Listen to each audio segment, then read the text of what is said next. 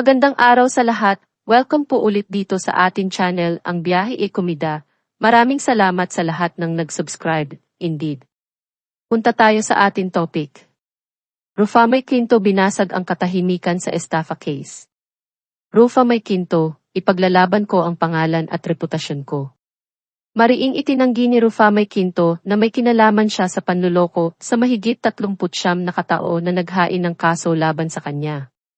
Nitong Lunes, December 2, 2024, nakumpirmang mayroon ding warrant of arrest kay Ruffa May. 14 counts ng paglabag sa Section 8 of Securities Regulation Code ang kasong kinakaharap sa kasalukuyan ng aktres. Katulad ni Neri Naig Miranda, celebrity endorser din si Ruffa May ng Dermacare Beauty Clinic na nasasangkot ngayon sa investment scam. Nitong Martes, December 3, naglabas ng opisyal na pahayag si Ruffa May para ipaliwanag ang kanyang panig. Ang legal counsel ni Ruffa May na si Attorney Mary Louise Reyes ang nagpost sa Facebook ng official statement ng aktres. Paglilinaw ni Ruffa May, katulad ng iba ay biktima lang siya ng beauty clinic na pag-aari ni Chanda Atienza. Mababasa sa kanyang opisyal na pahayag, published as is, nais kong samantalahin ang pagkakataong ito upang matugunan ang mga kamakailang paratang na kumakalat hinggil sa aking pagkakasangkot sa isang isyu ng scam. Hayaan ninyong sabihin ko ito ng walang pag-aalinlangan. Wala akong anumang koneksyon sa anumang mapanlinlang na aktibidad at kategorikali ko itinatanggi ang mga walang batayang paratang na ito. Kung sakali man, biktima rin ako at determinado akong humingi ng hustisya. Hindi raw akalain ni Ruffa May na sa kabila ng reputasyong matagal niyang inalagaan at tagal sa industriya, ay masasangkot siya sa ganitong eskandalo. Ganun pa man, naniniwala raw ang aktres na sa huli ay mananaig ang kabutihan at katotohanan. Anya, sa paglipas ng mga taon, walang pagod akong nagtrabaho upang maitayo ang aking karera at mapanatili ang aking walang dungis na reputasyon na nakaugat sa integridad at dedikasyon. Bilang isang pampublikong figure, palagi kong ipinakita ang profesionalismo, transparency, at paggalang sa mga tao at tatak na aking pinagtatrabahuhan.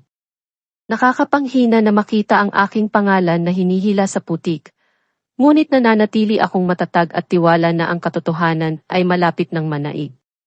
Nangako rin si Ruffa May na haharapin niya ang mga kasong isinampa sa kanya sa pamamagitan ng pagharap sa mga otoridad sa oras na makauwi siya sa Pilipinas.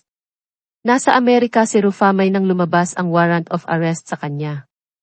Saad niya, makikipagtulungan ako ng lubusan sa mga otoridad at haharapin ang isyong ito sa pamamagitan ng tamang legal forum.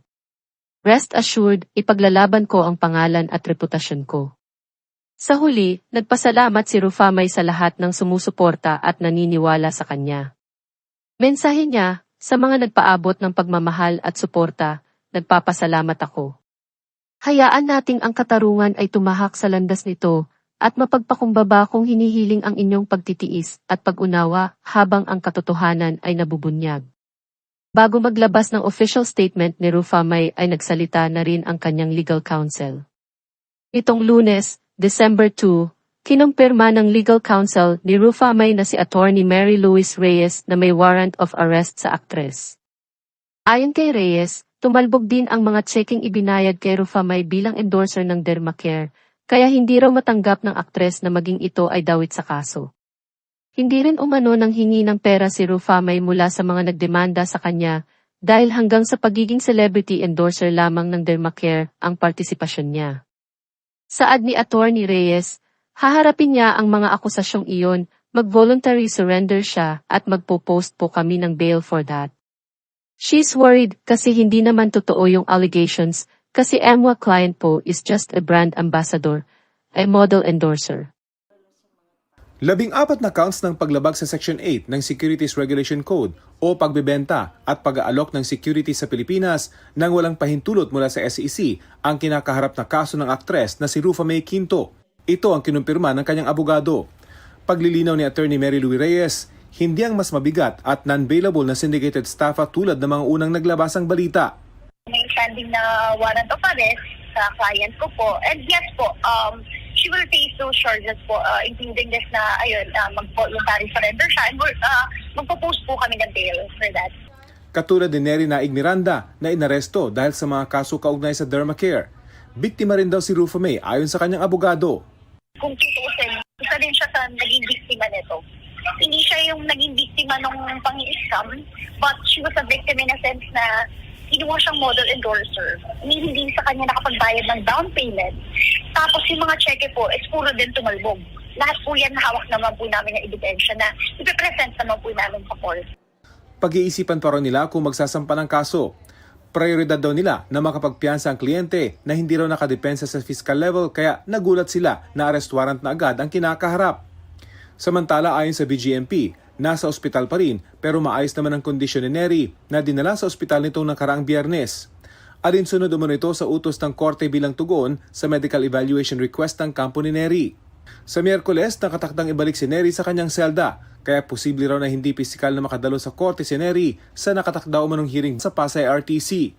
Makipag-ugnayan po kami if possible na teleconferencing na lang ito and physical presence na lang ng lawyer niya. Ayon sa abogado ni Neri, nakakalungkot na hindi sila naabisuhan sa mga paratang laban sa kanya ng mas maaga at nabigyan sana sila ng pagkakataong maipaliwanag ang kanilang panig.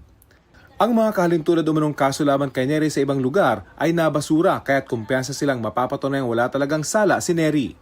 At yan ang atin latest showbiz chika update for today. Huwag kalimutan mag-subscribe. Click the notification bell for more showbiz chika updates. Like and share the video at pakisuportahan po ang atin Facebook page. Maraming salamat sa lahat ng nag-subscribe. Indeed. Magandang buhay sa lahat, paalam.